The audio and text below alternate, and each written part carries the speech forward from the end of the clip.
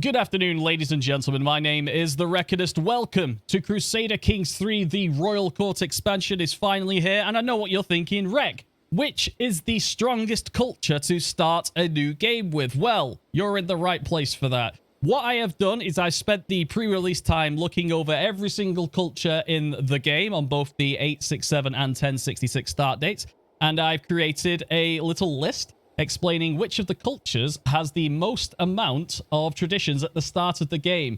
Spoiler, the most amount of cultures any one of the traditions has at the start of the game is 5. However, certain cultures have the potential to go up to 6, as you'll see as we click through these. So what I'm going to do is read off a list, and I'll click on the culture so you can see where the starts are, in fact, in the geography of the world. And we could discuss a little bit about what's going on there. So first of all, in no particular order, by the way, is the Irish. You can see that they have 5 out of 5, including refined poetry, pastoralists, they are polygamous, they have monastic communities, and they're also really good maritime merchants, which is obviously really good for a nation which is effectively an island. And moving on from that, we have Gaelic, which is have 5 out of 5, dexterous fishermen, hill dwellers, they have strong kinships, Highland warriors, meaning combat terrain, rough terrain is a bonus, and they also have concubines, which is interesting for effectively a Roman Catholic country. Okay, next one up is of course the Norse, 5 out of 5, northern stories, coastal warriors, performative honor, malleable invaders, and they have the ting. They have the ting themselves, right? Okay. Now we go to the other side of the world. The Ugyurs have 5 out of 5, step tolerance, religious patronage, caravaneers, charitable, and they are xenophilic, which means they accept a lot of cultures easily, which is very good, especially if you're expanding it in all directions. The next one up I have is Persian. You probably would expect it. It's probably the oldest, inverted commas, question mark. I don't know.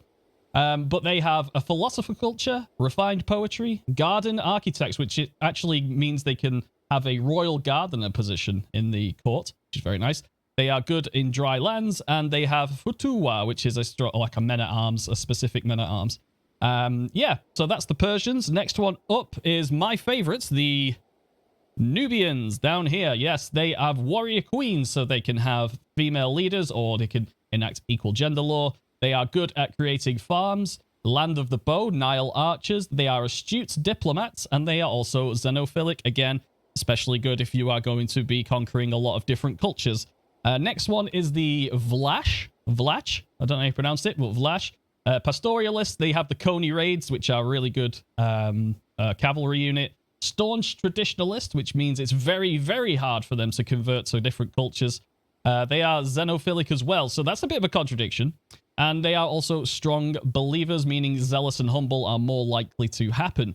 And the final one on the 867 start date is the... where are you? The Armenians. Yes, there they are. They are strong believers. They are fervent temple builders, meaning more prestige per temple.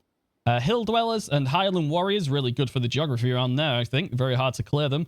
And they also have an Eastern Roman legacy, which means they can recruit cataphracts.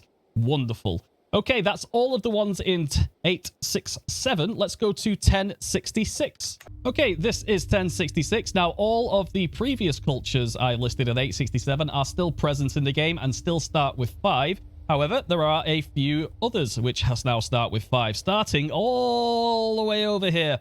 The Tangots have 5 out of a possible 6 traditions.